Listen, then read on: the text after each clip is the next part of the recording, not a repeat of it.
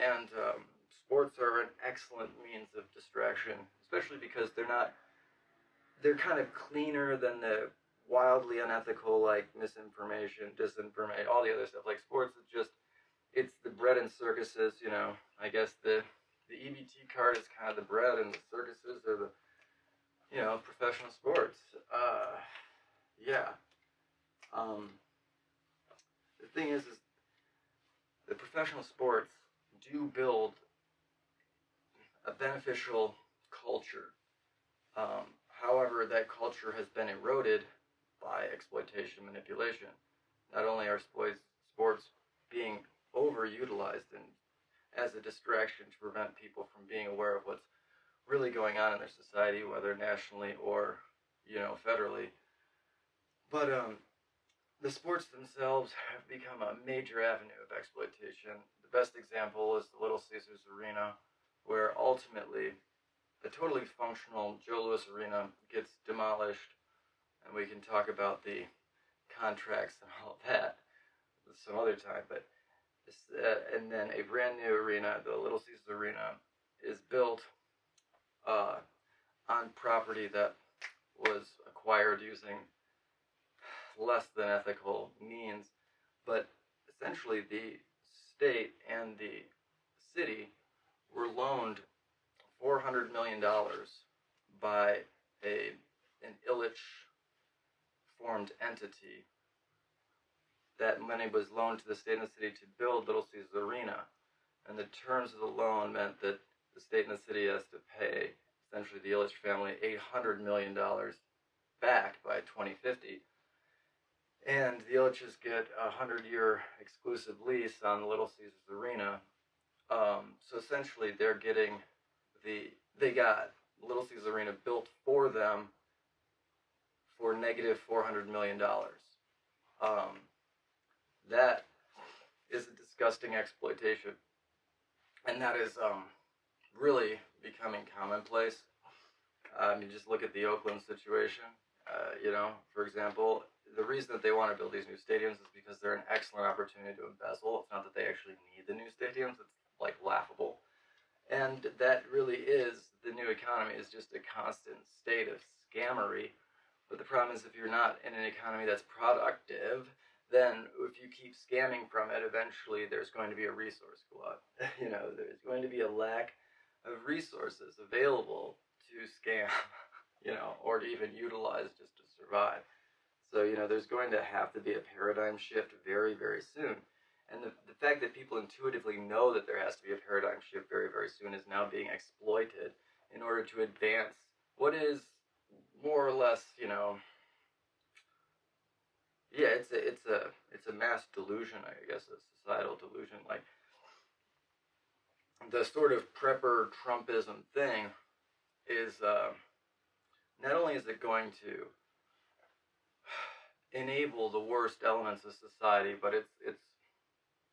it's going to create a more costly, less efficient government that's just going to be more and more so an authoritarian political police force. They're going to begin really enforcing opinions. That's if you're paying attention, that's very very clear. And it's not that, the country now has just really since Nixon been on a pretty horrible path towards the authoritarian, monopolistic, corporatistic exploitation model of, there's a period of time where human labor was valued.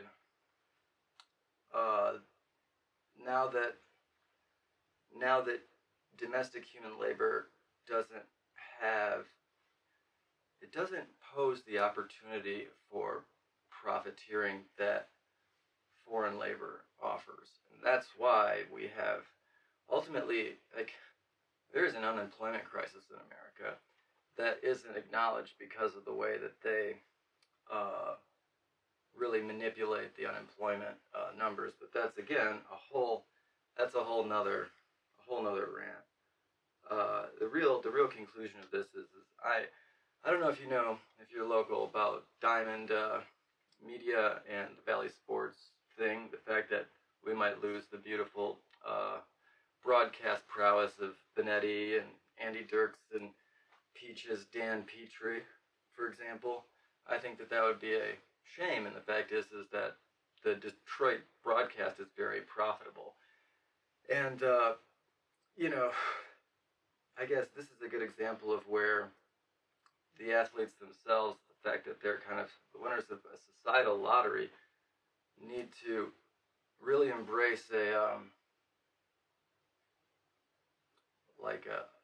societal leadership role and utilize their access to wealth to realize a more equitable society and to encourage a culture not just of camaraderie, but also of societal awareness to prevent these tragedies from happening. Because you talk about this Roberto Clemente Award and all these things, but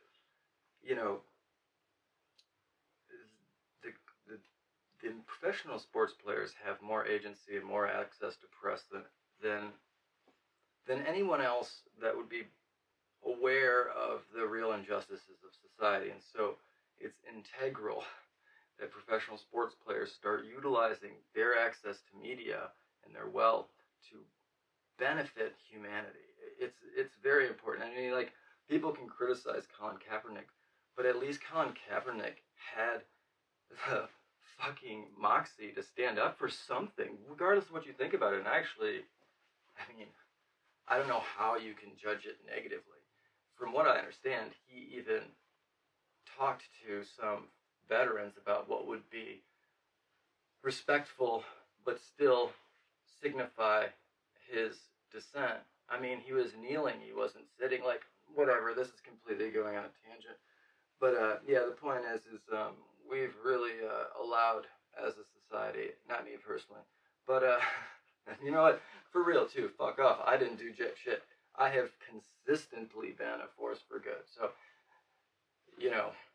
people have allowed, I guess me too, you know what, it's my fault too, it is, whatever, I can't pretend like I haven't had, no, it's my fault too, it's all of our faults. We've allowed our society to become, the ignorance of our society is being exploited in such an extreme way that, please do your best to relieve your ignorance, as I am continually doing, and do your best to be active in trying to realize a more auspicious society for everyone.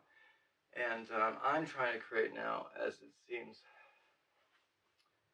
it's just like one of those things in my life where it's like I'm probably I don't think that I'm the only person that can do this, but I'm one of the only people that I think can do this, and one of the only people that can realize the change that needs to be realized locally, as well as the change that needs to be realized beyond that in order to accommodate one another.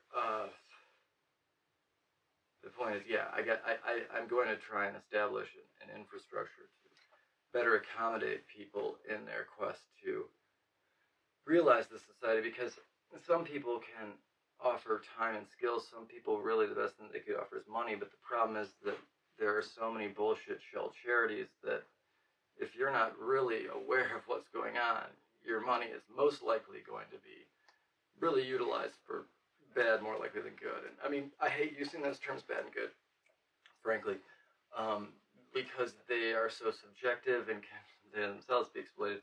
So I guess when I say bad, I mean cruel, or in some way, negatively impacting